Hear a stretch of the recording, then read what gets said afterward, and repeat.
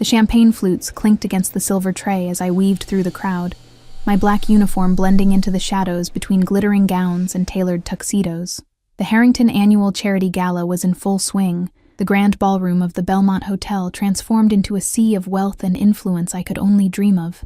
Crystal chandeliers cast golden light across marble floors, and the air tasted of expensive perfume and privilege. "Excuse me," I murmured, though no one bothered to move. I was invisible to them, just another server, part of the background machinery that kept their evening running smoothly. My feet ached in the mandatory black heels, my 6th straight hour of standing nearly unbearable. But I needed this job. The envelope in my apartment with the final notice from the hospital wasn't going to pay itself. "Champagne, sir?" I offered the last flute on my tray to a portly gentleman who didn't even glance my way as he took it. His diamond cufflinks probably cost more than 6 months of my rent. "That's the last of them, Eliza," said Marco, another server passing by with empty appetizer plates.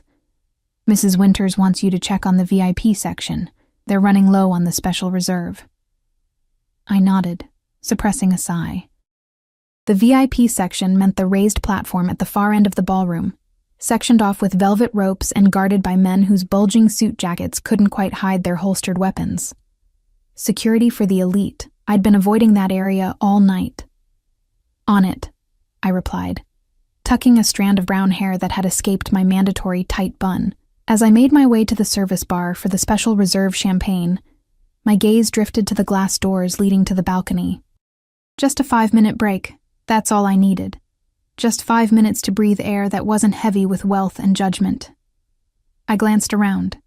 Mrs. Winters, the event coordinator, was deep in conversation with the hotel manager. The other servers were busy with the dinner preparation. No one would notice if I slipped away briefly. The cool night air hit my face like a blessing as I stepped onto the balcony. The city sprawled below, a tapestry of lights against the darkness. I closed my eyes, inhaling deeply, feeling the tension in my shoulders ease slightly. "Shouldn't you be working?" The voice, deep, accented with something I couldn't place, startled me. I spun around, nearly losing my balance on the polished stone floor. He stood in the shadows, the ember of a cigarette glowing between his fingers. I couldn't make out his face clearly, but his silhouette was tall, broad-shouldered, beneath what was obviously an expertly tailored suit. Not one of the regular guests. I'd been serving them all night. This man had an air of something different, something dangerous. "I'm sorry, sir. I stammered, backing toward the door. Taking a moment to breathe, he finished for me, his voice unexpectedly gentle. "Don't apologize for being human." He stepped forward, and the soft light from the ballroom caught his features. My breath hitched. He was older than me, maybe late 30s, with olive skin and dark hair swept back from a face that belonged on a Renaissance painting. Strong jaw, straight nose, and eyes so intensely dark, they seemed to absorb the light around them. But it was the scar, a thin white line running from his right temple to the corner of his mouth, that made my heart rate quicken. I knew instantly who he was. Everyone in the city knew of Adriano Costello, or at least the whispers about him. The businessman whose enterprises extended far beyond legitimate commerce. The man whose name was spoken in hushed tones even by the wealthy elite inside. "I should get back," I managed, my voice barely audible. He nodded, taking another drag of his cigarette before extinguishing it precisely. "Of course." His eyes stayed on me, assessing, contemplating. "What's your name?" I hesitated. Everything in me screamed not to answer, to flee back to the safety of the crowd, but refusing him felt impossible. "Eliza. Eliza Brennan. Eliza." The way he said it made it sound like he was tasting it, committing it to memory. "Go on then.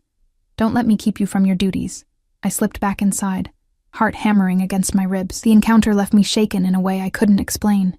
I rushed to the service bar, filling my tray with flutes of the special reserve champagne, a vintage that cost more per bottle than I made in a week. The VIP section loomed ahead.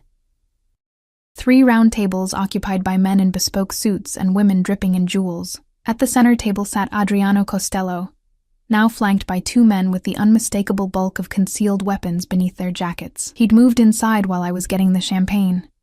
I approached cautiously, offering drinks with a practiced smile that felt brittle on my face. When I reached his table, I kept my eyes down, focusing on the gleaming surface and the hands that reached for the champagne. Heavy rings, manicured nails, the subtle scent of expensive cologne.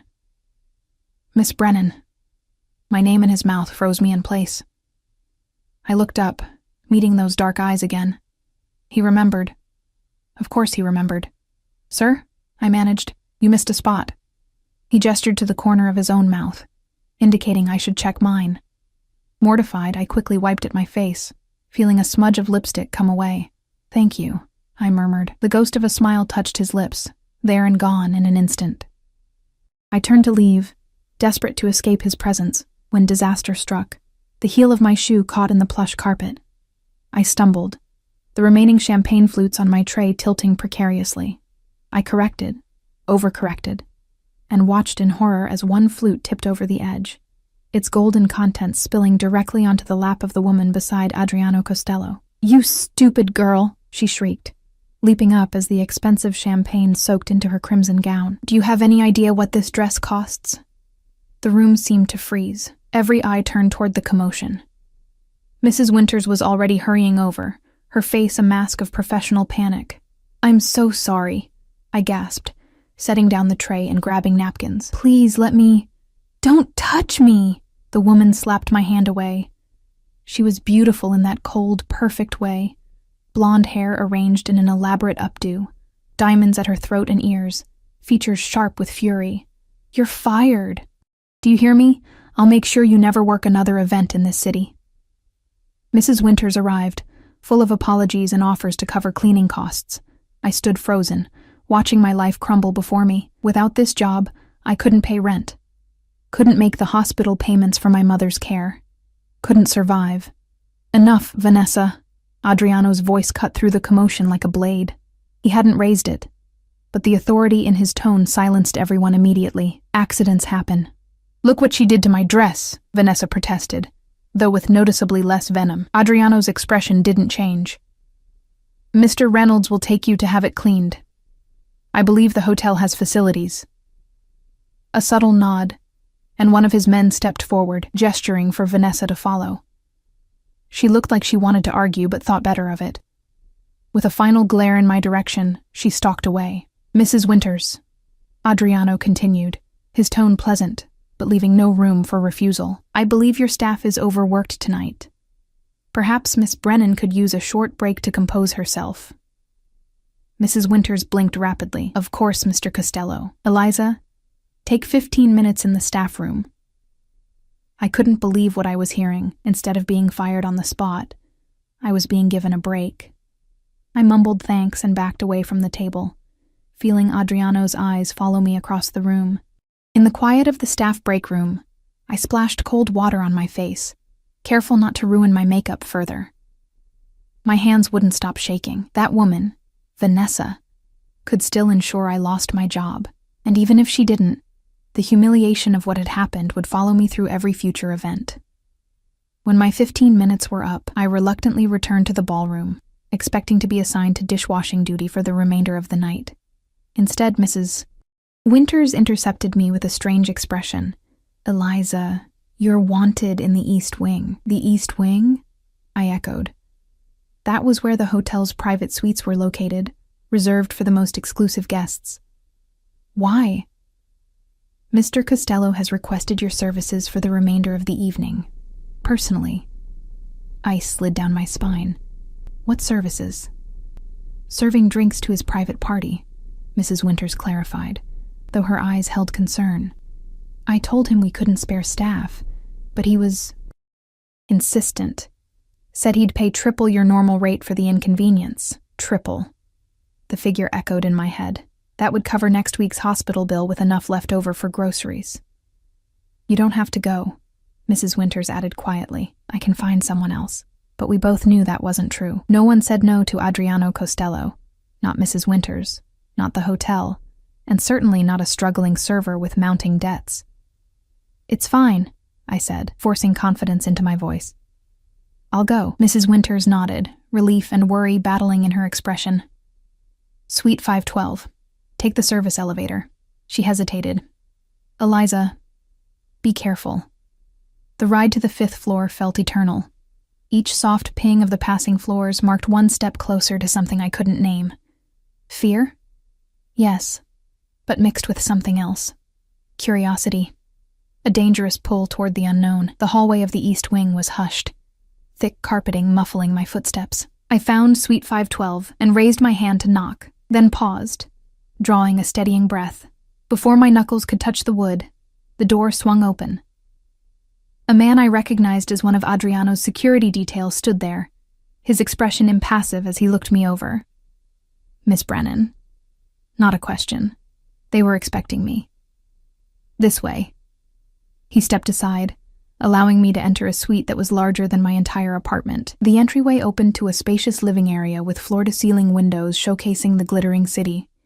Several men in suits were scattered around, some engaged in quiet conversation, others looking up at my arrival with varying degrees of interest. And there, standing by the windows with his back to the room, was Adriano Costello. Even from behind, his presence commanded the space. He turned as I entered, those dark eyes finding mine immediately. Miss Brennan, he said, gesturing me forward, thank you for joining us. As I approached, every instinct warned me I was walking into something I couldn't escape. The room felt charged with unspoken expectations and hidden motives. I didn't understand why I was here, why he had pointed me out specifically. I only knew that somewhere between the spilled champagne and this moment, my life had veered onto a path I never anticipated. And that Adriano Costello, the most dangerous man in the city, was now looking at me like I was something valuable, something he intended to keep. You seem nervous, Adriano observed, his voice low enough that only I could hear him. The suite hummed with subdued conversation and the clink of ice in crystal tumblers, but in that moment, it felt like we were alone. I'm not sure why I'm here, I admitted, hating how small my voice sounded. A smile played at the corner of his mouth, not quite reaching those dark eyes. To serve drinks, as Mrs. Winters told you. He gestured to a private bar setup in the corner of the room. My associates prefer whiskey to champagne. Can you manage that? Relief washed through me. Just drinks. Normal server duties. I nodded, perhaps too eagerly. Of course. Good. He stepped closer, and I caught the scent of him. Expensive cologne with notes of sandalwood and something darker, more primal.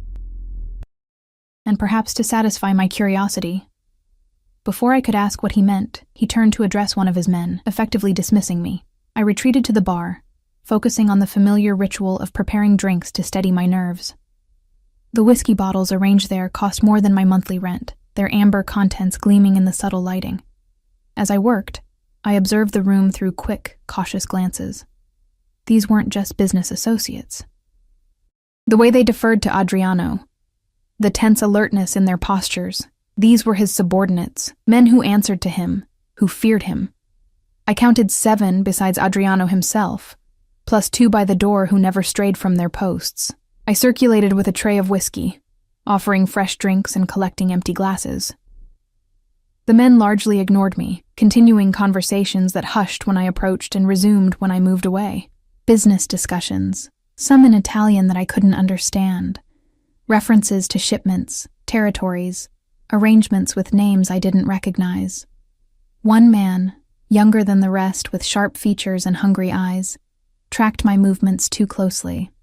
When I served him, his fingers brushed mine deliberately.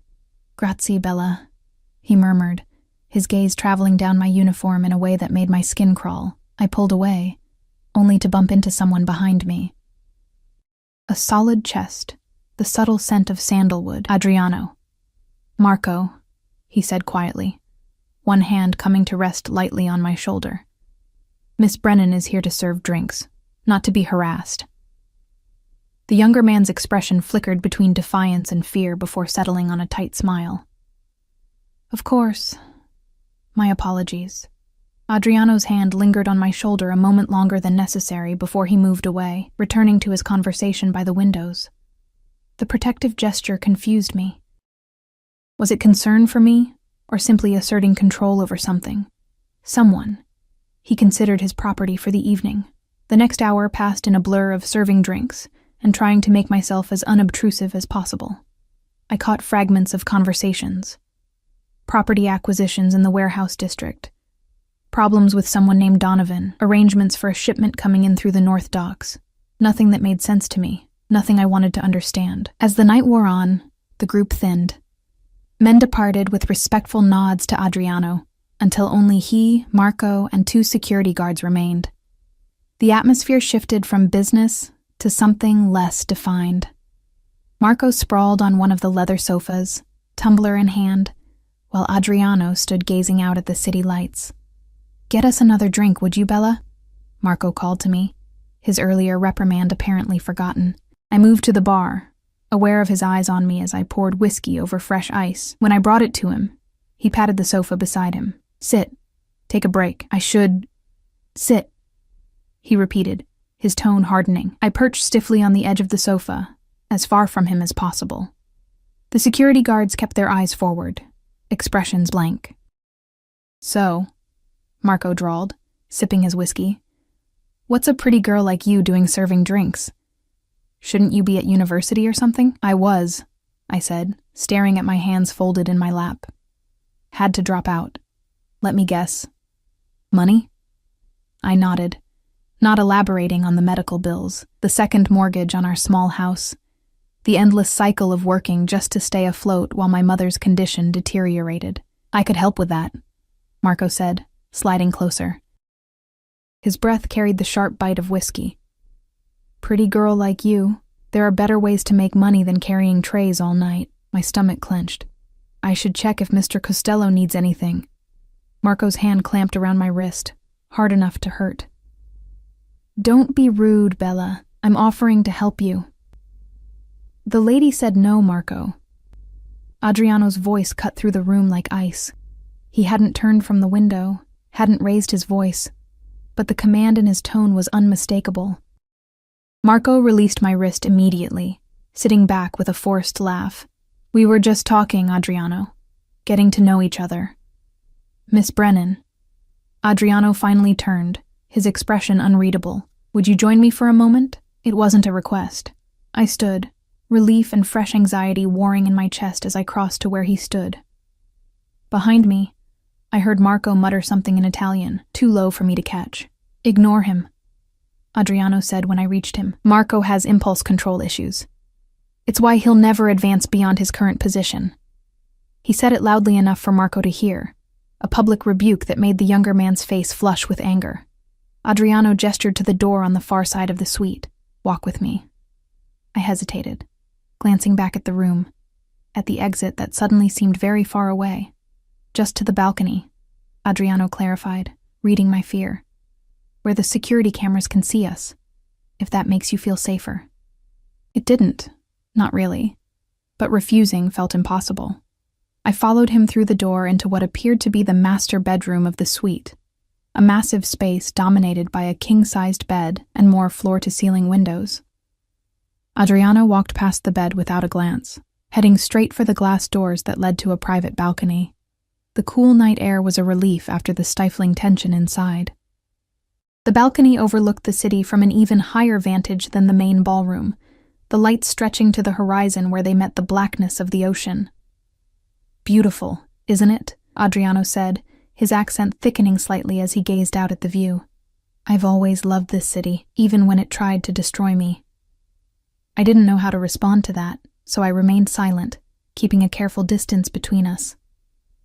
Below, tiny figures moved along the streets, headlights traced the grid of roads, all of them unaware of being observed from above.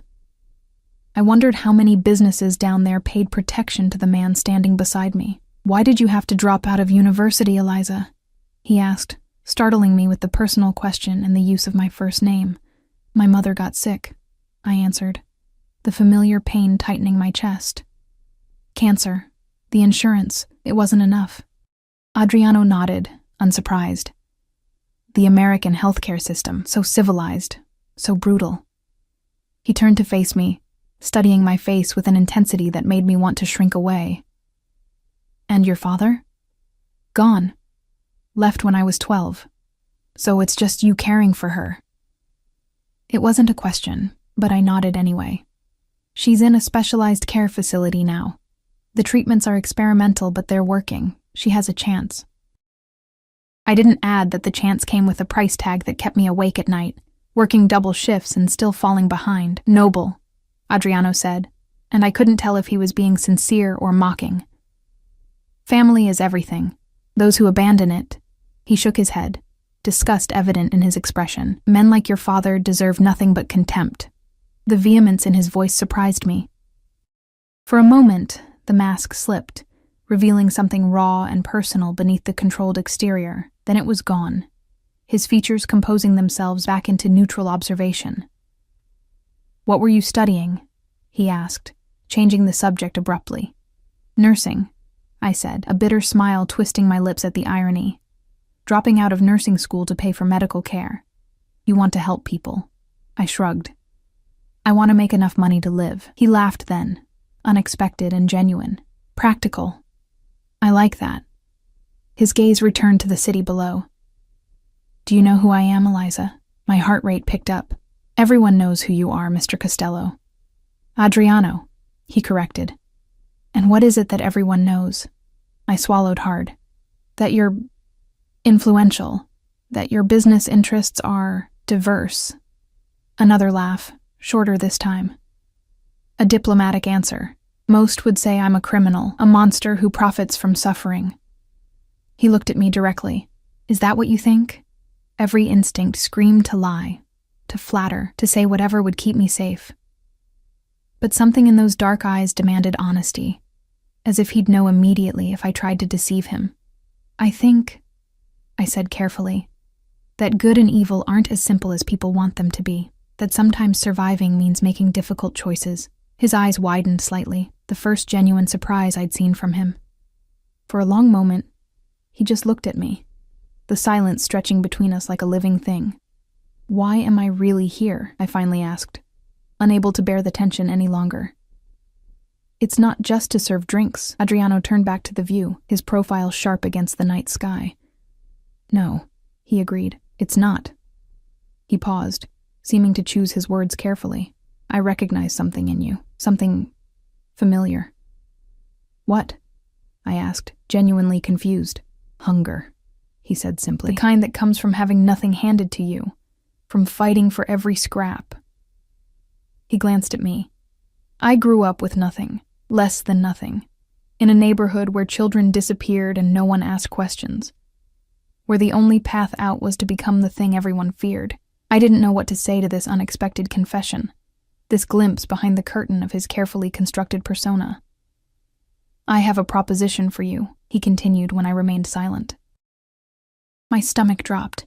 I'd heard enough about Adriano Costello to know that his propositions were rarely things decent people accepted. Whatever he was about to offer, it wouldn't be as simple as serving drinks at private parties. "I'm not," I began, panic rising in my throat. "Not what you're thinking," he interrupted, a hint of amusement in his voice. "I need someone to help manage my household affairs. My previous assistant recently departed under unfortunate circumstances." The way he said unfortunate circumstances sent a chill down my spine. I didn't want to know what had happened to his previous assistant.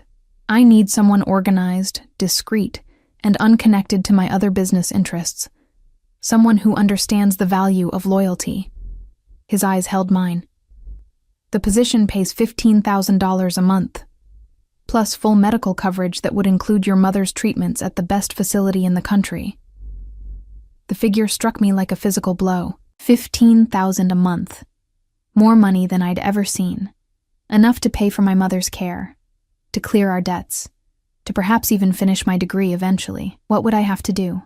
I asked, hating how tempted I already was, how easily the sum had caused me to consider something I knew was dangerous. Manage my schedule, coordinate household staff, handle personal correspondence. occasionally accompany me to social functions. He shrugged as if it were the most normal job description in the world. Nothing illegal, nothing that would compromise your principles. I didn't believe him. Couldn't believe him. There had to be a catch. Why me? You don't know anything about me. I know enough, he said cryptically. And I'm rarely wrong about people. The wind picked up, sending a chill through my thin uniform. Adriano noticed, shrugging off his jacket in one smooth motion and draping it over my shoulders before I could protest. The weight of it, the lingering warmth of his body, the scent of him surrounding me, it felt dangerously intimate. You don't have to answer now, he said, reaching into the inside pocket of the jacket still around my shoulders and producing a business card. Think about it. Call this number when you decide. I took the card automatically, the heavy cardstock embossed with just a phone number, no name. And if I say no? His expression remained unchanged, but something shifted in his eyes, a coldness that hadn't been there before. Then you continue serving drinks and falling behind on your mother's medical bills until they transfer her to a state facility where she'll receive minimal care and die within 6 months. The brutal assessment of my situation knocked the breath from my lungs. I took a step back, bumping against the balcony railing. How do you... I make it my business to know things, Eliza.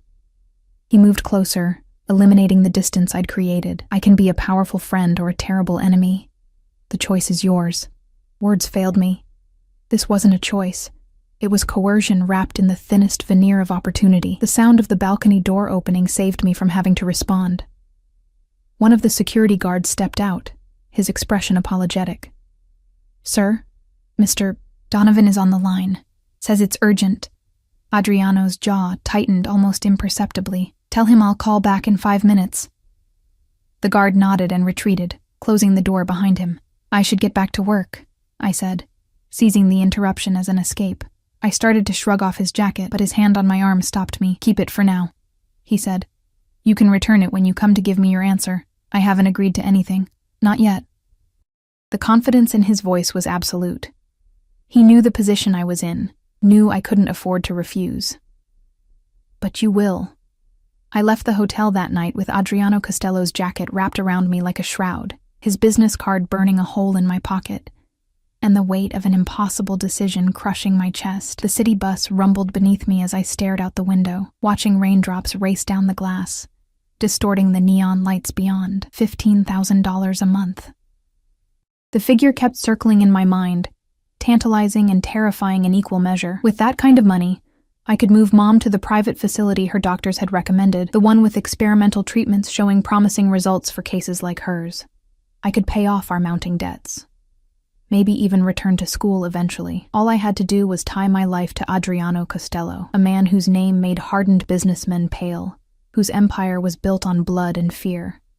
The bus lurched to a stop 2 blocks from my apartment building. I clutched Adriano's jacket tighter around me as I stepped into the rain, the expensive fabric repelling water in a way my cheap raincoat never could. Even his clothing was a reminder of the power differential between us. What he could give so casually cost more than I made in a month. My apartment building loomed ahead, a dingy 5-story walk-up with security that consisted of a broken intercom system and doors that never quite locked properly. My home for the past 3 years, ever since selling our family house to pay for Mom's initial treatments.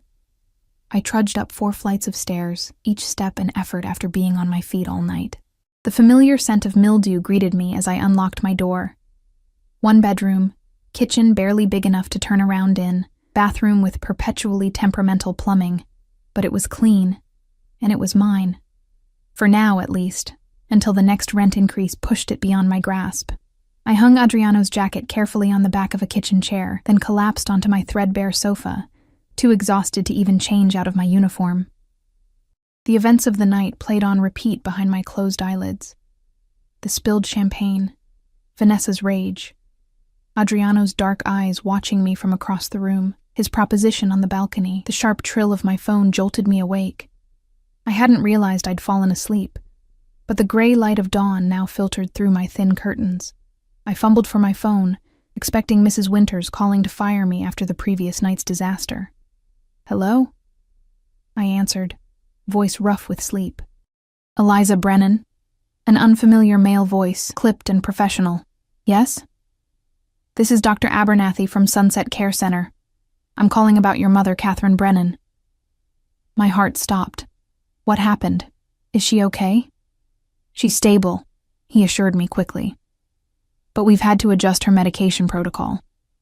The cancer has shown some progression in her lymph nodes. I closed my eyes, willing away the tears that threatened. What does that mean? It means we need to be more aggressive with treatment. I'd like to start her on a new immunotherapy regimen, but he hesitated. It's not covered by your current insurance plan. Of course it wasn't. Nothing that might actually help ever was. How much? I asked, the words scraping my throat. The initial treatment cycle would be approximately $27,000. With follow-up care, you're looking at around $40,000 for the first 3 months. The room tilted around me. $40,000. It might as well have been $40 million. Miss Brennan, are you still there? Yes, I whispered. I'll figure something out. Can we discuss this in person? I'd like to visit Mom today. Of course. I'll be on rounds this afternoon. Come by around 3. After hanging up, I sat motionless, staring at the jacket draped over my kitchen chair. Adriano Costello's business card was still in the pocket. One phone call, and my financial problems would disappear. One phone call, and I'd be tying my life to a man who terrified me.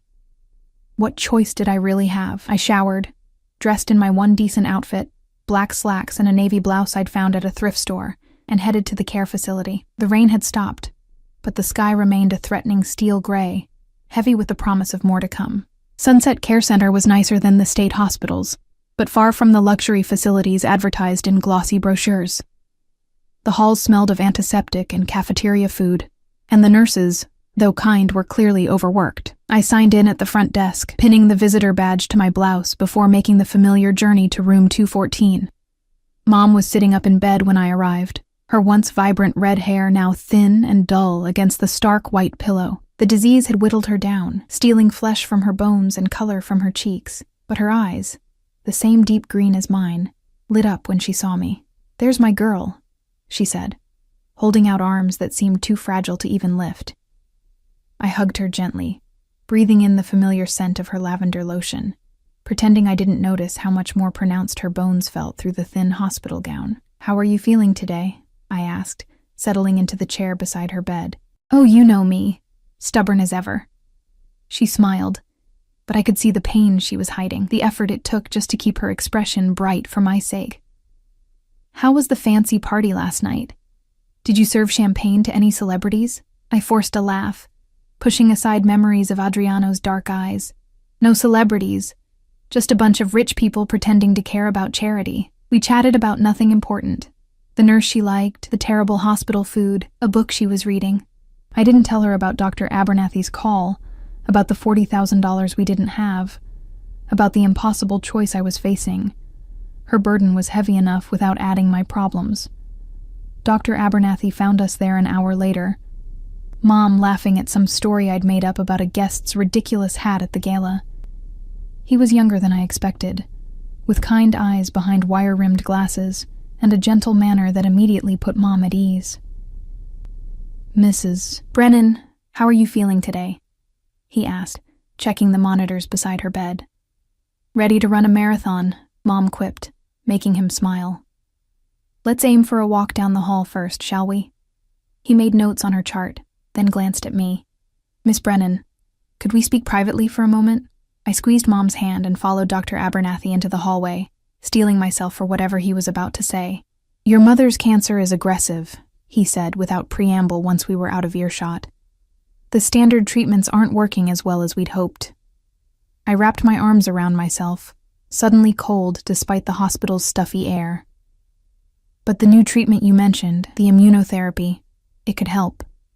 It's shown remarkable success in cases similar to your mother's, 70% response rate in patients with her genetic markers." He hesitated. "But without insurance coverage, I'll find the money," I said with more conviction than I felt. Dr. Abernathy's expression softened. "There are some patient assistance programs we could try, but they're oversubscribed and the waiting lists are long, and frankly, your mother doesn't have that kind of time. The world narrowed to a pinpoint, the hospital sounds fading around me. How long? I managed to ask. Without more aggressive intervention? 3 months, maybe 4. He placed a gentle hand on my shoulder. I'm sorry, Miss Brennan. I wish I had better options to offer you. 3 months. The time frame echoed in my head like a death knell. 3 months with my mother, unless I could somehow produce $40,000. Then another 40, and another after that, for as long as the treatments continued. I understand, I said mechanically. Thank you for being honest with me. I returned to Mom's room with a smile plastered on my face, promising to bring her favorite lemon squares on my next visit. I kissed her goodbye, told her I loved her, and walked out of the hospital into the gathering storm, my decision already made. Rain soaked through my clothes as I huddled at the bus stop, fingers numb as I pulled Adriano's business card from my wallet. The elegant black numbers stared back at me, offering salvation and damnation in equal measure. I dialed before I could change my mind. A woman answered on the second ring. Yes? Her tone was clipped, professional. My name is Eliza Brennan. I need to speak with Mr. Costello. Regarding? He made me an offer. Last night at the Harrington Gala. A pause. 1 moment. The line went silent for so long I thought I'd been disconnected.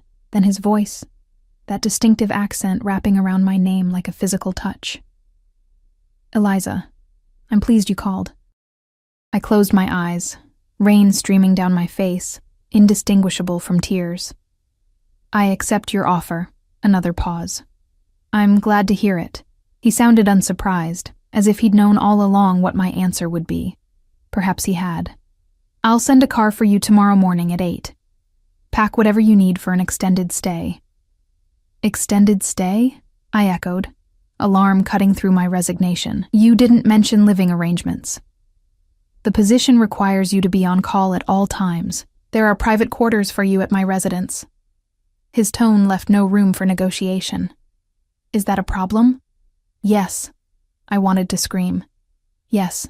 It's a problem to uproot my entire life, to move into the home of a man I barely know, a man whose reputation terrifies me.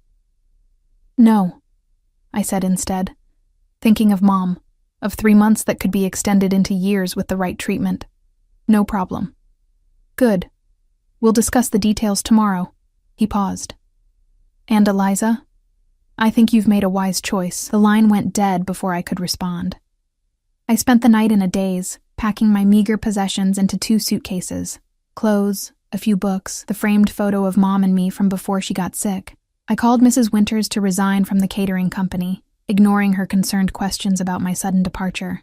I paid my overdue rent, and arranged for the rest of my things to go into storage. By morning, I had effectively erased my existence from the world I knew. The car that arrived at 8 was a sleek black Bentley with tinted windows, driven by a stone-faced man who introduced himself only as Frank. He loaded my suitcases into the trunk without comment and held the back door open for me. Where are we going? I asked as we pulled away from my apartment building for the last time. Mr. Costello's primary residence, Frank replied, eyes fixed on the road. In Westridge Heights. Westridge Heights, the exclusive enclave of mansions in the hills overlooking the city, homes to old money and new tech billionaires. A world away from my dingy apartment and the hospital corridors where my mother fought for her life. We drove for nearly an hour, leaving the crowded city streets behind, ascending winding roads flanked by ancient trees and imposing security gates. Finally, we turned onto a private drive, the car's tires crunching on pristine gravel as we approached what could only be described as a fortress disguised as a mansion. Gray stone walls rose 3 stories high, punctuated by arched windows and crowned with a slate roof. The grounds stretched in all directions, immaculately landscaped gardens giving way to dense woods that offered natural privacy beyond the man-made security. Cameras mounted discreetly at strategic points, guards patrolling the perimeter, a gate that required both keycard and biometric authentication to enter. Frank pulled up to the main entrance, a massive oak door flanked by stone columns. Before we'd even stopped completely, the door opened, and a woman emerged. Tall, slender, impeccably dressed in a charcoal suit, with silver-streaked black hair pulled into a severe bun.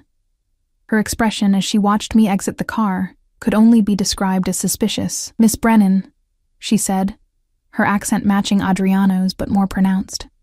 "I am Sofia Costello, Mr. Costello's aunt and the manager of this household." I extended my hand. "It's nice to meet you, Mrs. Costello." She ignored my outstretched hand, her dark eyes, so similar to Adriano's, assessing me coldly. "You will address me as Ms. Sophia. Follow me. Mr. Costello is waiting in his study." Chastened, I followed her into the mansion, trying not to gape at the soaring ceilings, marble floors, and artwork that looked valuable enough to fund a small nation. The interior was elegant but masculine. Dark woods, leather furniture, a color palette of deep blues and rich burgundies, old money taste with new money resources. Sophia led me through a maze of hallways to a set of double doors at the rear of the house. She knocked once, then entered without waiting for a response. "The girl is here," she announced, stepping aside to allow me entry. Adriano's study was exactly what I might have imagined. Walls lined with leather-bound books, a massive desk of polished mahogany, windows overlooking carefully tended gardens. Adriano himself stood with his back to us, gazing out at the view, a tumbler of amber liquid in his hand despite the early hour. "Thank you, Zia," he said without turning. "Please show Miss Brennan to her quarters after we've spoken." Sophia gave a curt nod and withdrew, closing the doors behind her with a sound that felt somehow final, as if sealing my fate. Adriano turned then, setting his glass on the desk before approaching me. He wore no jacket today, just a crisp white shirt with the sleeves rolled up to expose strong forearms and tailored black pants. The scar on his face seemed more pronounced in the natural light streaming through the windows, a stark reminder of the violence in his past.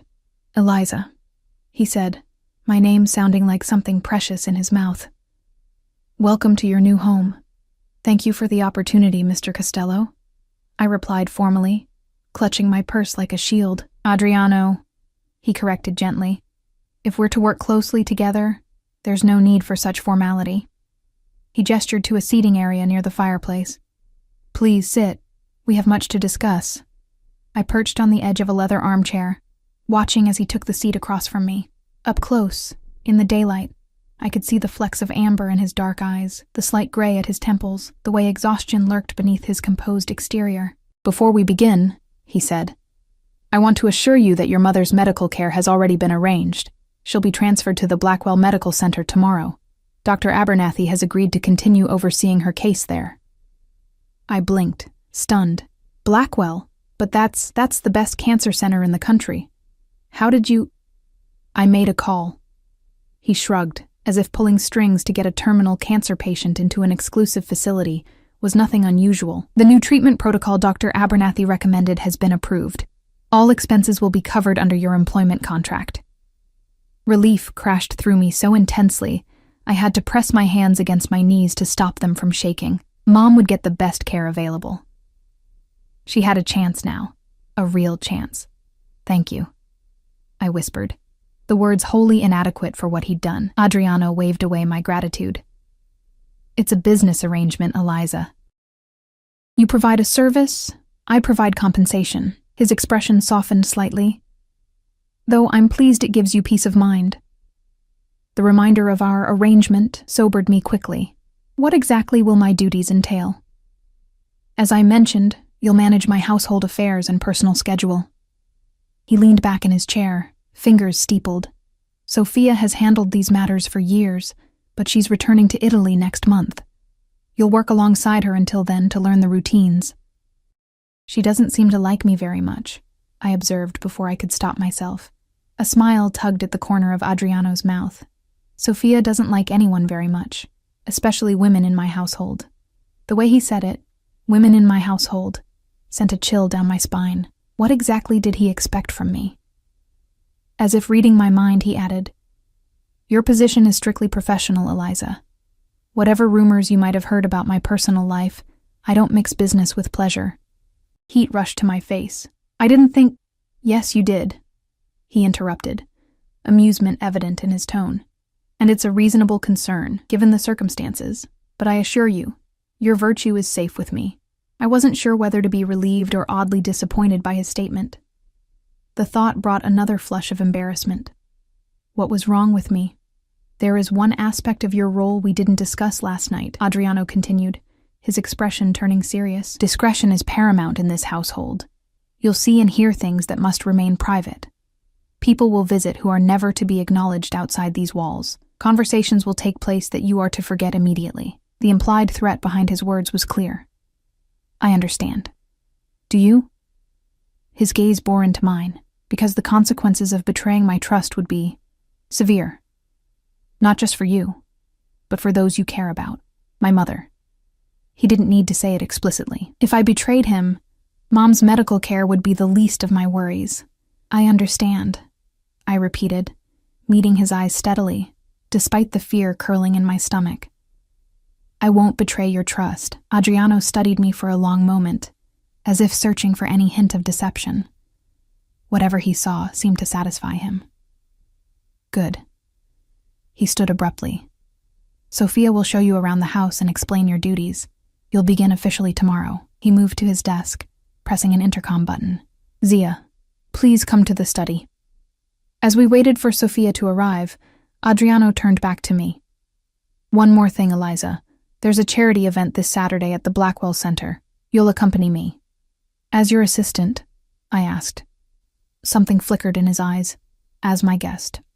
The distinction is important in public. Before I could question what he meant, the study doors opened and Sophia entered, her expression no warmer than before. Show Miss Brennan to her quarters, Adriano instructed. And help her understand what will be expected of her. Sophia nodded curtly. This way, Miss Brennan. I rose to follow her, but Adriano's voice stopped me at the door. Eliza. I turned back to find him watching me with an intensity that made my heart skip. Welcome to the family. My quarters, as Sophia called them, were more luxurious than any place I'd ever lived. Located in the east wing of the mansion, they consisted of a spacious bedroom with an adjoining sitting room and a private bathroom that featured both a walk-in shower and a deep soaking tub. The furnishings were elegant but comfortable. A king-sized bed with a plush duvet, a reading nook by the window overlooking the gardens, bookshelves stocked with classics and contemporary fiction. This is excessive for staff accommodations, I said as Sophia showed me around. Her lips thinned. Mr. Costello insisted. The previous assistant had much smaller quarters in the staff wing. The way she said previous assistant made me wonder again what had happened to my predecessor. I wanted to ask, but sensed Sophia wouldn't give me a straight answer. Your duties will begin at 6 a.m., she continued briskly. You'll review Mr. Costello's schedule for the day, prepare any necessary documents, and ensure his breakfast preferences are communicated to the kitchen staff. He rises at 7 and expects his morning briefing by 7:30. She led me through the mansion, pointing out important rooms, the kitchen, the formal dining room, Adriano's private gym, the security office that I was explicitly told never to enter without permission. The house was a labyrinth of wealth and secrets, every room more opulent than the last. The west wing is Mr. Costello's private residence, Sophia explained as we passed a set of heavy wooden doors. You are not to enter without specific invitation or unless there is an emergency. What constitutes an emergency? I asked. Fire, earthquake, armed intruders. She gave me a cold look. Nothing less. The tour continued to the grounds, manicured gardens, a swimming pool that gleamed azure in the afternoon sun, tennis courts, and beyond them, dense woods that formed a natural privacy barrier around the property. The perimeter is secured by both physical and electronic measures, Sophia informed me. Don't wander beyond the gardens without informing security. They have orders to shoot unidentified persons in the outer grounds. I swallowed hard.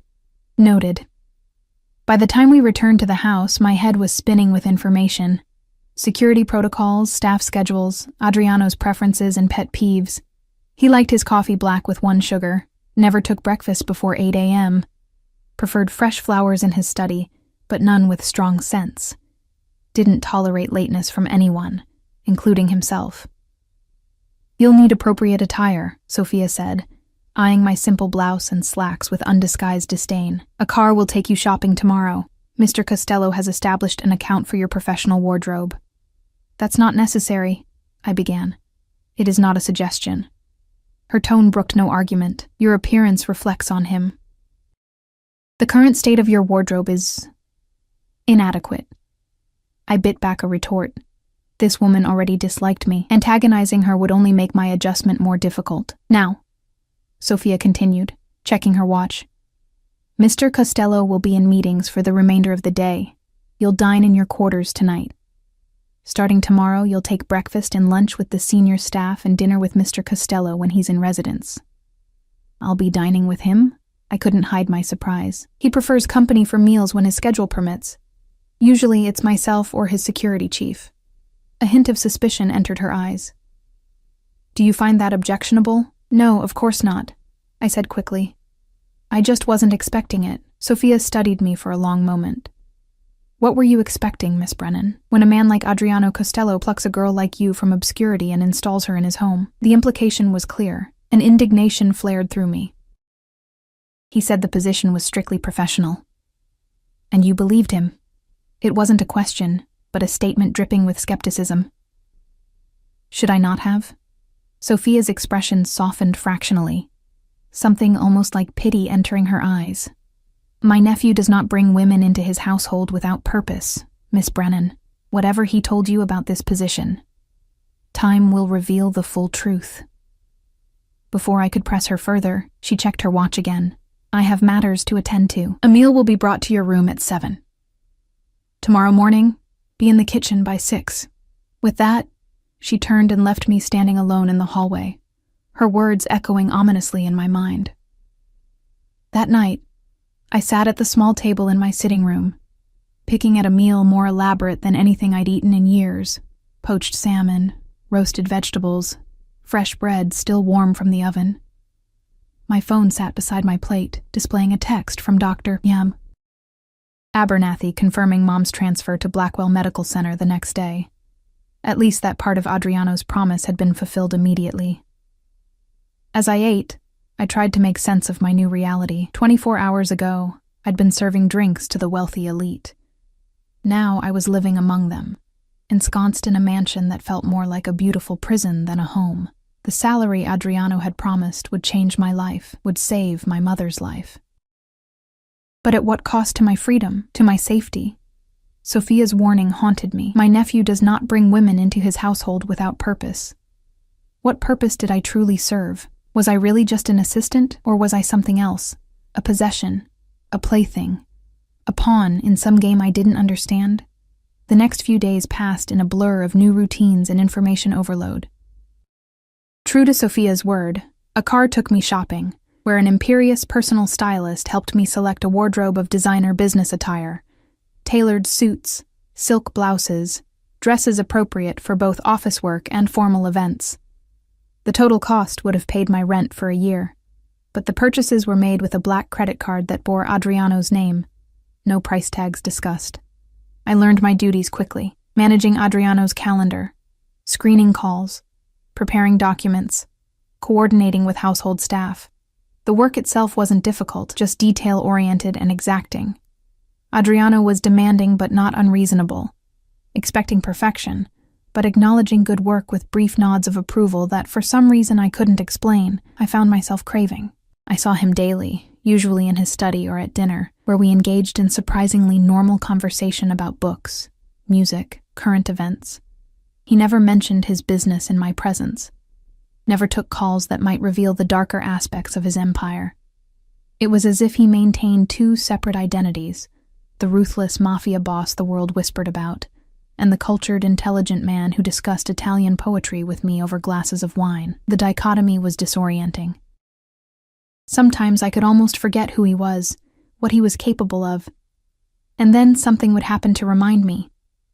A hushed conversation ending abruptly when I entered a room, the constant presence of armed security, the way certain visitors were escorted directly to his study through side entrances, never recorded in the official visitor logs I maintained. A week into my new position, I visited Mom at Blackwell Medical Center. The contrast between this facility and Sunset Care was stark. Private rooms with panoramic views, top-of-the-line equipment, a staff-to-patient ratio that ensured constant attention. Mom looked better than she had in months, her eyes brighter. Some color returned to her cheeks. "This place is amazing, Lizzie," she said, gesturing to her room that resembled a luxury hotel suite more than a hospital. "But how on earth are we affording it?" I'd prepared for this question. "I got a new job. Executive assistant to a businessman. The benefits are incredible." "Must be some businessman," she said, eyebrows raised. "What's his name? What company?" "Adriano Costello," I answered, deciding truth was safer than a lie she might discover. "He owns various businesses, import and export, real estate, hospitality." Her eyes widened. "Costello? I've read about him in the papers. Isn't he?" She lowered her voice. "They say he has connections." "It's just a job, Mom," I said, forcing a smile. "And it's allowing you to get the treatment you need. That's all that matters." She squeezed my hand, concern evident in her eyes. "Just be careful, sweetheart. Men like that, they don't give something for nothing." Her words echoed Sophia's warning, intensifying my unease.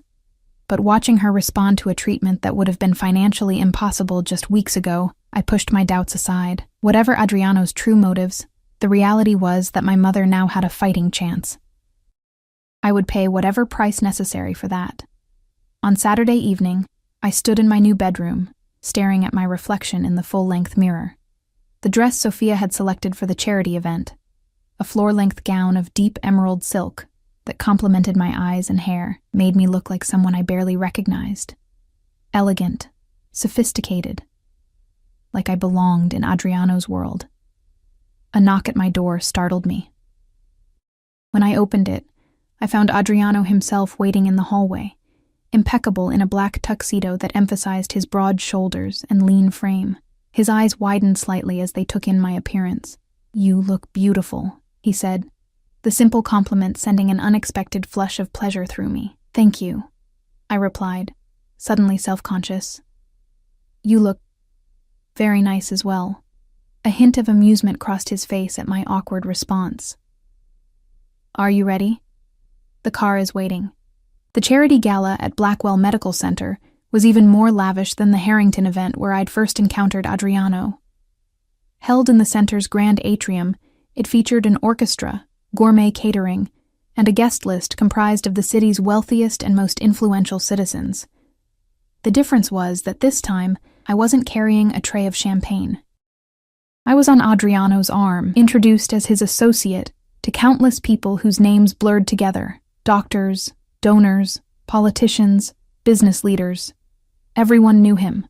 Everyone respected him, or feared him. Sometimes it was hard to tell the difference.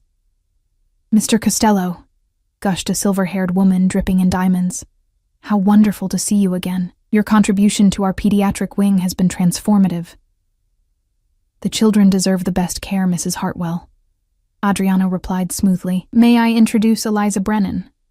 She's recently joined my staff." Mrs. Hartwell's eyes assessed me with practiced politeness that didn't quite hide her curiosity. "Lovely to meet you, dear. And what exactly do you do for Mr. Costello?" Before I could answer, Adriano's hand settled possessively at the small of my back. "Eliza manages my personal affairs," he said, his tone discouraging further inquiry. "She's proving quite invaluable."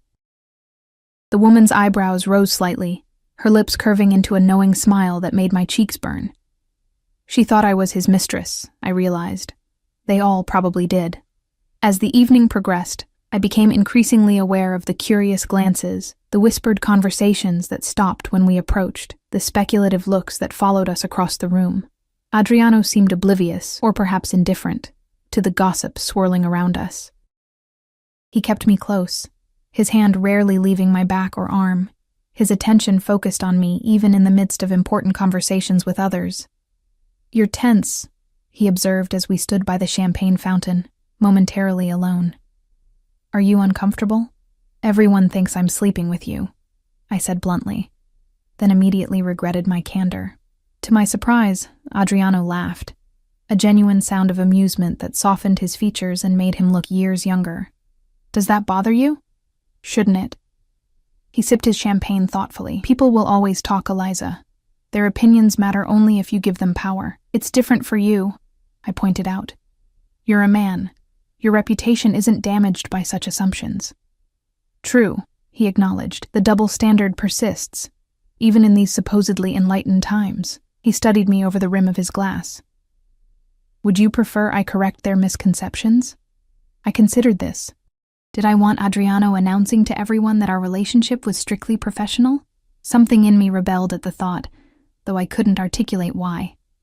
No, I said finally. It doesn't matter what they think. His eyes warmed with approval. Now you're learning. Later, as we circulated among the guests, I spotted a familiar face that made my blood run cold. Vanessa, the woman whose dress I'd ruined at the Harrington Gala, stood across the room, her gaze locked on me with unmistakable hostility. What's wrong? Adriano asked, noticing my sudden tension. The woman in the red dress, I murmured. Vanessa.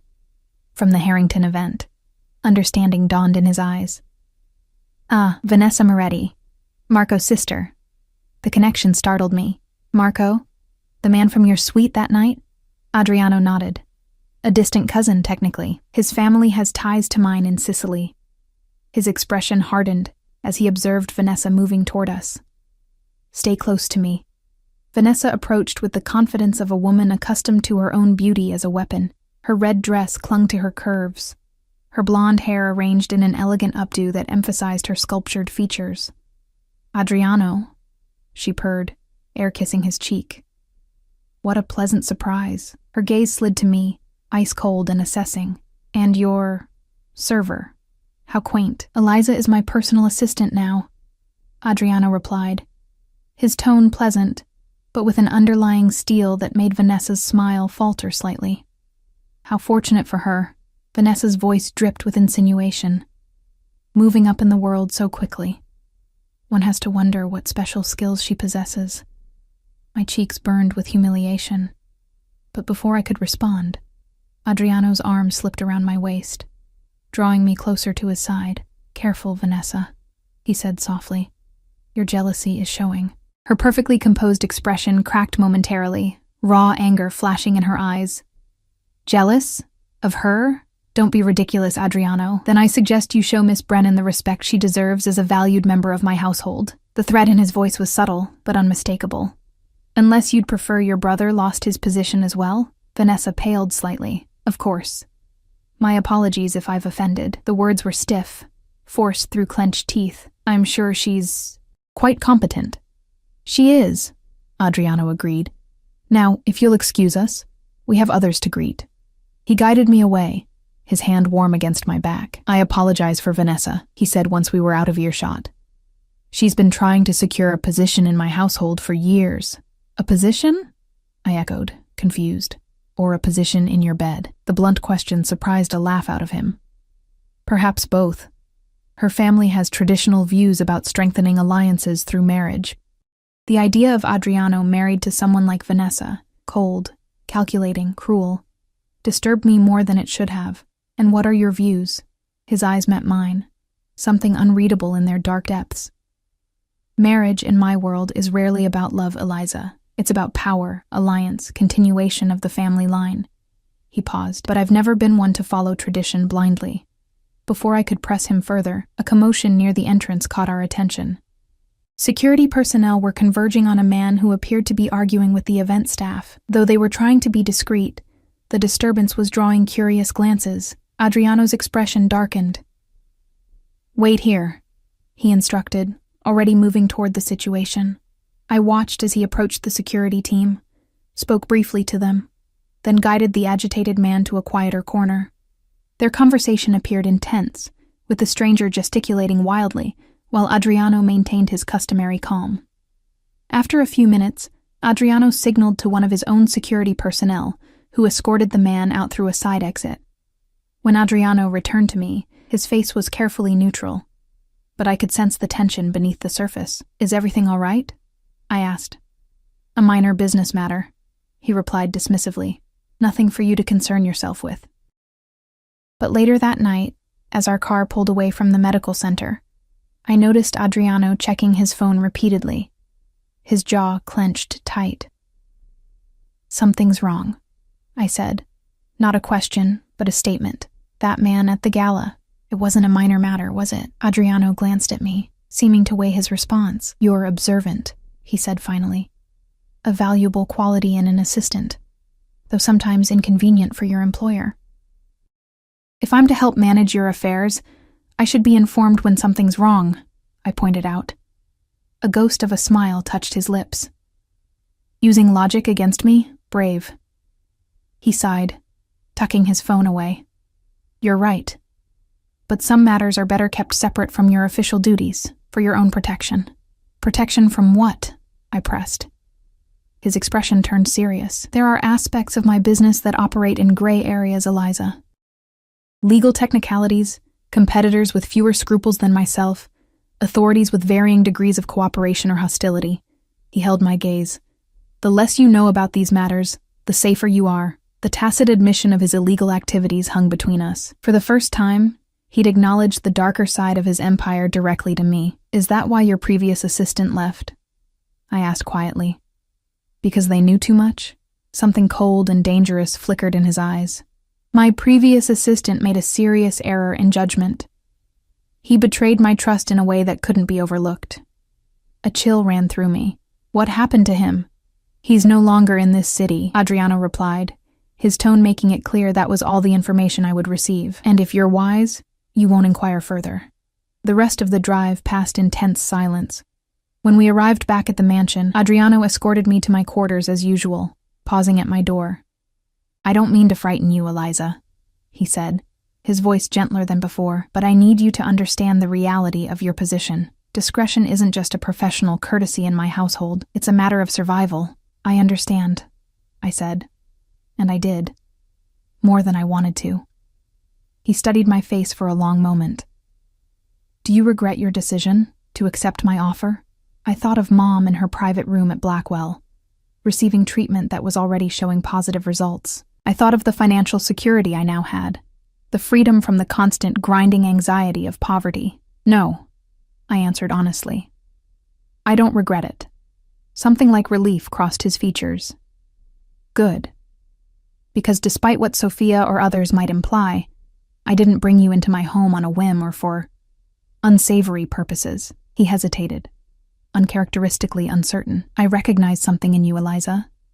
A strength beneath the vulnerability. A loyalty that can't be bought but, once earned, is unbreakable." His words stirred something warm in my chest, dangerous in its intensity. "How could you possibly know that about me from one brief encounter?" "Because I've spent my life reading people," he said simply. "My survival has depended on it." His hand rose, hesitating briefly before brushing a strand of hair from my face with unexpected gentleness. "And because I see myself in you. The person I might have been, under different circumstances." The touch sent electricity cascading through me. I stood frozen, caught between the urge to step away and the even more disturbing desire to lean into his hand. Adriano seemed to catch himself, dropping his hand and taking a deliberate step back. "Good night, Eliza," he said, his voice carefully controlled. "Thank you for your company this evening."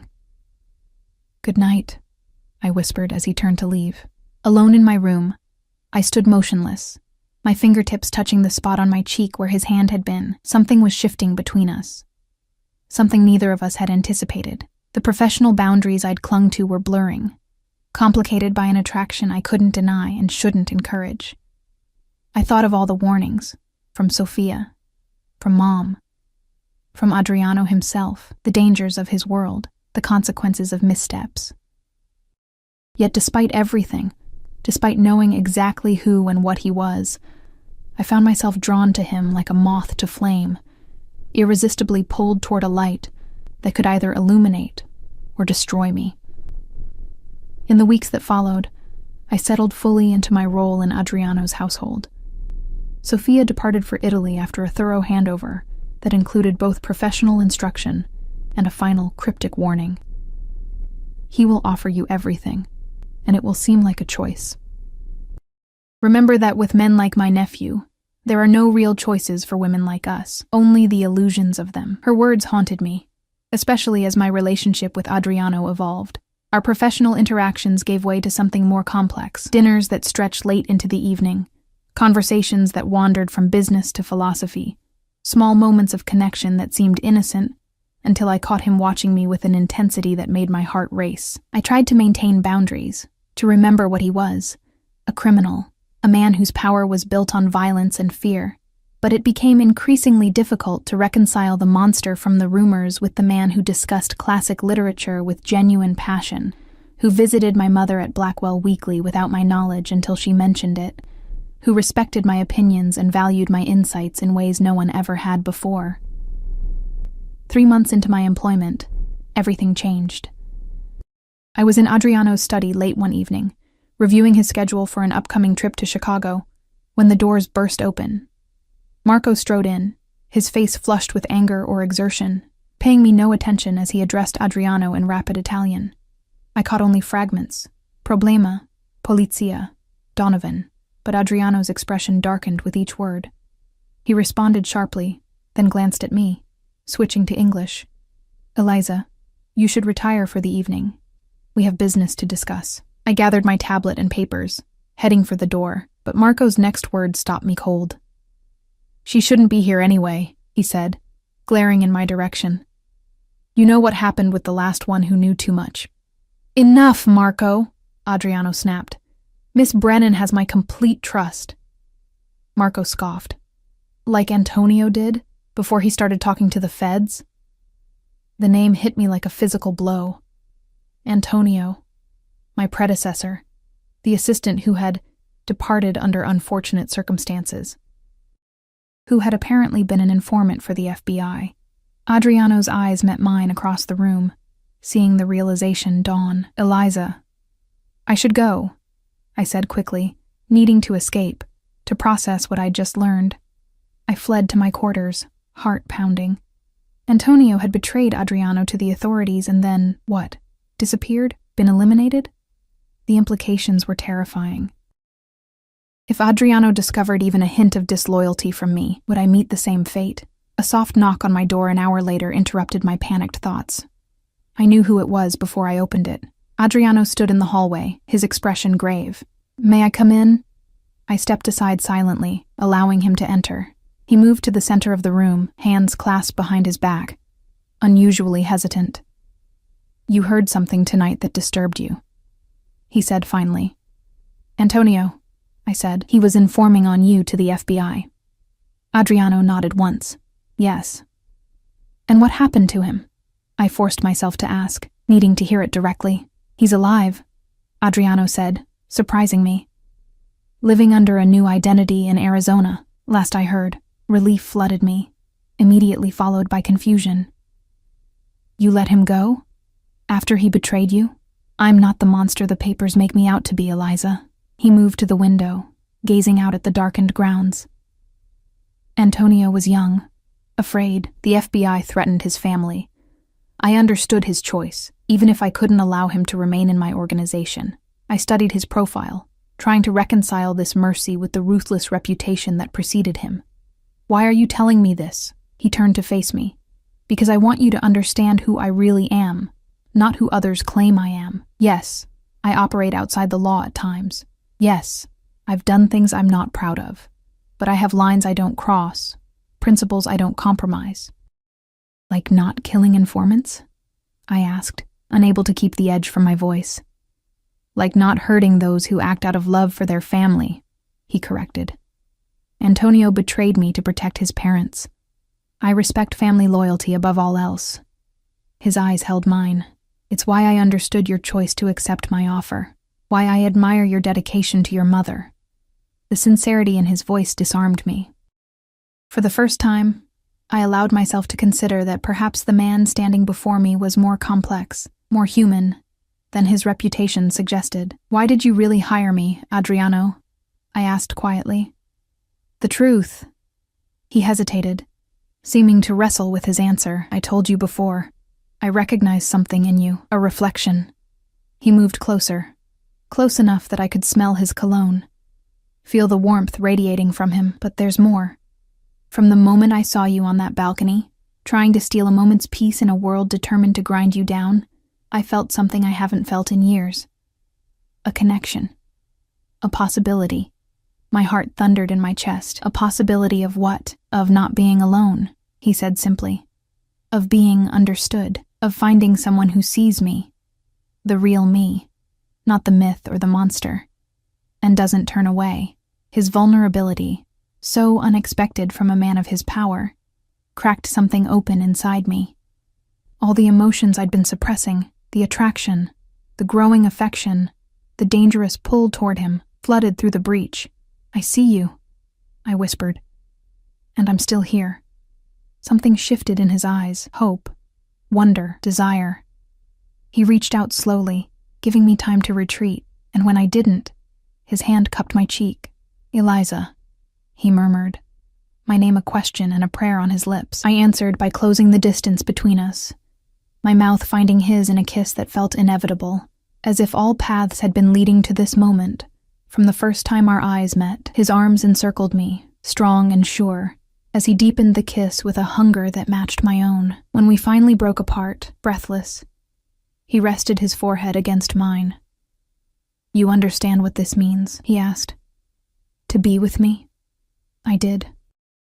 It meant accepting all of him, the businessman, the criminal, the protector, the threat. It meant entering his world fully, with all its dangers and complications. It meant becoming a part of a family bound by loyalty and blood. I understand, I said, knowing that in this moment, I was making a choice that would irrevocably alter my life. I choose you, Adriano.